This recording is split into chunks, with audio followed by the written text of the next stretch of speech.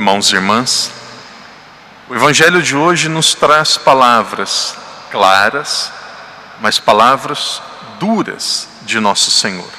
Jesus diz assim: não penseis que eu vim trazer a paz à terra. Não vim trazer a paz, mas a espada. Depois adiante o Evangelho diz: quem ama o pai ou a mãe mais do que a mim, não é digno de mim. E quem ama o filho ou a filha mais do que a mim, não é digno de mim. Quem não toma a sua cruz para me seguir, não é digno de mim. Essas palavras nos dizem sobre o amor a Deus. Na sequência o Evangelho diz assim: e se alguém der de beber, nem que seja um copo de água fresca, a um destes pequeninos, por ele ser meu discípulo, em verdade vos digo, não perderá a sua recompensa. Essa parte do Evangelho está dizendo sobre o amor ao próximo, sempre inseparável, o amor a Deus e o amor ao próximo. Irmãos e irmãs, os maiores exemplos de pessoas que viveram o Evangelho na sua radicalidade. E aqui é preciso dizer, mesmo que muitas pessoas tenham uma aflição, mesmo que muitas pessoas sintam uma repulsa quando ouvem estas palavras, o Evangelho nos pede uma vida radical. O Evangelho nos pede uma vida com uma clareza muito grande daquilo que é o essencial para cada um de nós. O essencial para cada um de nós é o amor. Quanto mais nós servimos, quanto mais nós amamos, quanto mais nós fazemos o bem, mais nós parecemos com Deus, mais nós atingimos a finalidade da vida humana, mais felizes nós somos. Os maiores exemplos de pessoas que viveram aquilo que o Evangelho pede a cada um de nós são os santos. Conta a história de Santo Inácio de Loyola, um homem que era do exército, um militar, depois de muita luta espiritual até a sua conversão, enfermo. Depois que ele se converteu, ele dizia a si mesmo: se os santos conseguiram, eu também posso conseguir.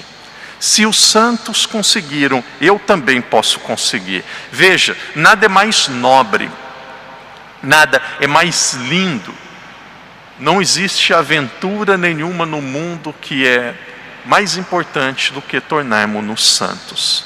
A busca da santidade seguramente é aquilo que deve atrair mais o coração do ser humano. Cada história de um santo é algo fantástico. Cada história de um santo nos arrepia e nos dá uma certeza: eles encontraram a verdadeira felicidade, mesmo em meio, mesmo diante de desafios e problemas. A liturgia de hoje, que interessante, é uma providência de Deus, o texto falando de desapegar-se de si mesmo. A leitura de hoje, o Evangelho de hoje nos conta a história de um homem totalmente desapegado, de um homem que deixou o mundo de uma forma tão radical, tão profunda, que se tornou um imã para atrair pessoas a Deus. Nós estamos falando de São Bento. São Bento nasceu na Itália, na região da Úmbria.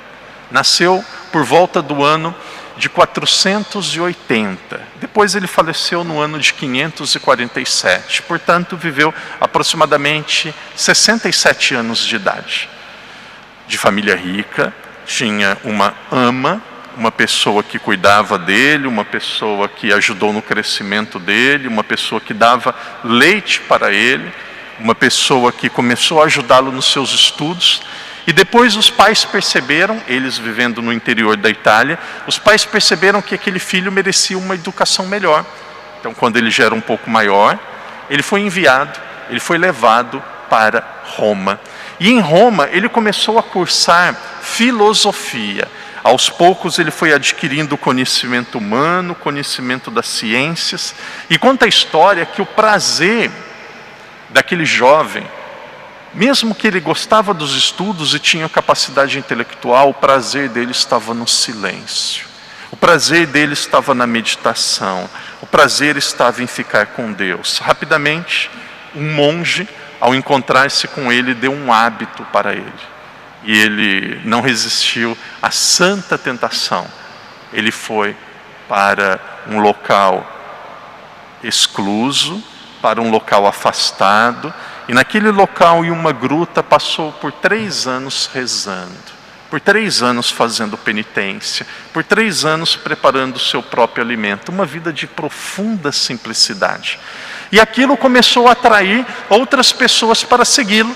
Aos poucos ele foi percebendo que ele tinha muitos discípulos, muitas pessoas estavam próximas dele, e aquelas pessoas queriam fazê-lo como se fosse um grande mestre, aquelas pessoas queriam fazê-lo como se fosse um guru, como se fosse um pequeno Deus, e aquilo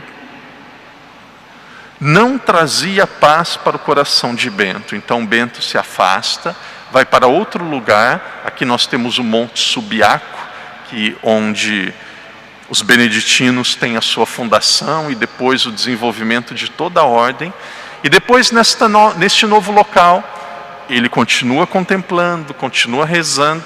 E aos poucos, como acontece com todos os santos, o santo tem um poder natural de atração. Eles atraem as pessoas para Deus. Outras pessoas começaram a segui-lo, mesmo naquele lugar novo.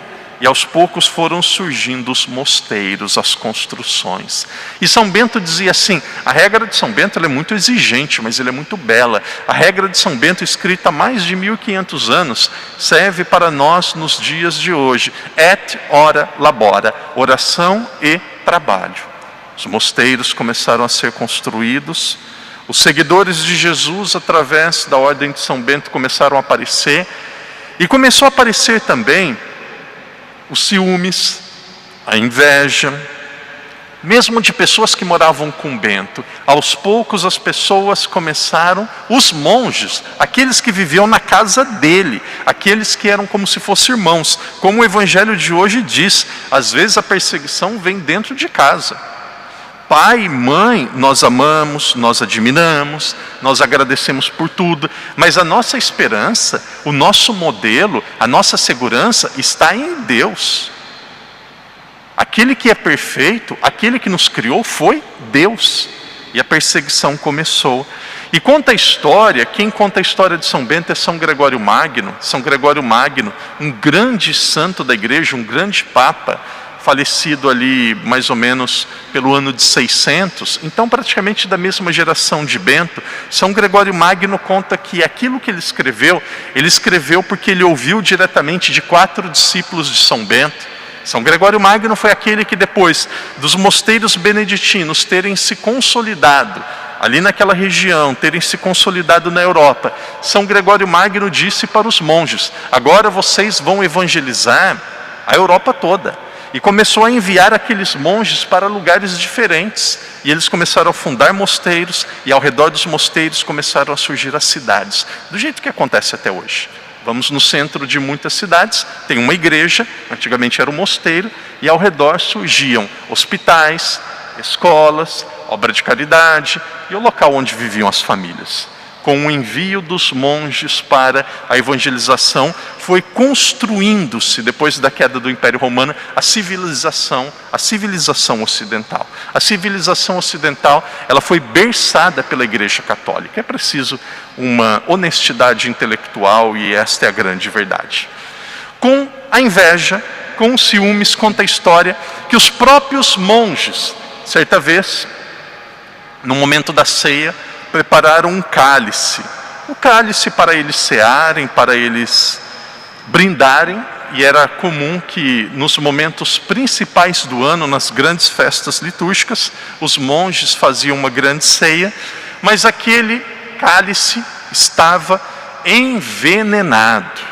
E conta a história que São Bento, pegando aquele cálice, ele fez o sinal da cruz sobre o cálice. Pode abrir um parênteses agora. O sinal da cruz que nós fazemos, de onde que vem? Com todo respeito aos protestantes, os protestantes vêm da divisão criada por Martinho Lutero em 1517. Aí está os protestantes. A Igreja Católica ela tem uma história de 2000 anos. A Igreja Católica, quando nós vemos a missa, nós já percebemos ali em São Justino, no ano 150, a segunda oração eucarística. A liturgia que nós celebramos, a estrutura da missa, ela vem do tempo dos apóstolos. A igreja ela tem uma história belíssima. Conta a história da igreja que os mártires, quando eles estavam indo para serem mortos, eles traçavam sobre eles o sinal da cruz. faziam o sinal da cruz sobre eles. De onde vem o sinal da cruz que nós fazemos? No começo da missa, no fim da missa, quando nós passamos em frente a uma igreja, vem dos mártires. Aqui é antes do ano 313, ali é pelo ano 200 mais ou menos. São Bento, aqui nós estamos no ano 500. Antes de beber o cálice, traçou o sinal da cruz. E conta a história que aquele cálice explodiu. Ele não morreu envenenado. Depois de um tempo, e é muito interessante que o demônio, ele pode descansar, mas ele não dorme, ele não desiste. E aí o demônio voltou através da inveja daqueles monges, ou de alguns daqueles monges. Prepararam então o veneno em um pão, pegaram um pão e prepararam o veneno. E conta a história, nós temos muitas imagens de São Bento que representa isso, um corvo, como se fosse um urubu, um pássaro preto, veio, pegou o pão, bicou aquele pão e levou aquele pão embora. Novamente, São Bento não foi morto, não foi envenenado. Queridos irmãos e irmãs, existem pessoas maravilhosas no mundo. Existem pessoas que é como se fosse um presente de Deus a cada um de nós. Existem pessoas que são fantásticas, existem pessoas que são santas. Mas não se iluda, aqui está a verdade. Também existe pessoa que não gosta de você. Também existem pessoas que não querem o seu bem. Por melhor que você seja, também existem pessoas que infelizmente vão se alegrar quando as coisas não forem bem na sua vida. Existem pessoas que têm inveja de você. Existem pessoas, infelizmente, é duro, mas é verdade, existem pessoas que torcem para as coisas darem errado, que querem o seu fracasso. Se o próprio amor encarnado, a própria bondade encarnada, que foi Jesus, que só fez o bem, foi assim com ele. Se com os santos que só fizeram bem, aconteceu isso com os santos, o que não vai acontecer com cada um de nós? Por isso, São Bento, ele sabia. A proteção dele não estava em ritos macabros. A proteção dele não estava em bruxaria. A proteção dele não estava no horóscopo. A proteção dele não estava em superstições mundanas. Com todo respeito, a proteção dele não estava no espiritismo. A proteção dele estava em nosso Senhor Jesus Cristo. A proteção dele estava naquela medalha que era abençoada e representava a presença de Deus. Por isso, querido irmão, querida irmã, o mal existe, o mal age, mas uma pessoa que está com Deus, ela está segura. Uma pessoa que está com Deus, ela está protegida. Por isso, foco, olhos, atenção em nosso Senhor Jesus Cristo. Ali está a alegria dos santos, ali está a segurança daqueles que querem viver bem. Querido irmão, querida irmã, que Deus lhe ajude, a exemplo de São Bento, a ter uma opção fundamental, definitiva por nosso Senhor, na sua vocação, no seu estado de vida, no seu trabalho, mas que cada um de nós, e a vida nos ensina isso, que nós tenhamos clareza e certeza. A alegria, a felicidade, a segurança que nós tanto procuramos, só pode vir de Deus.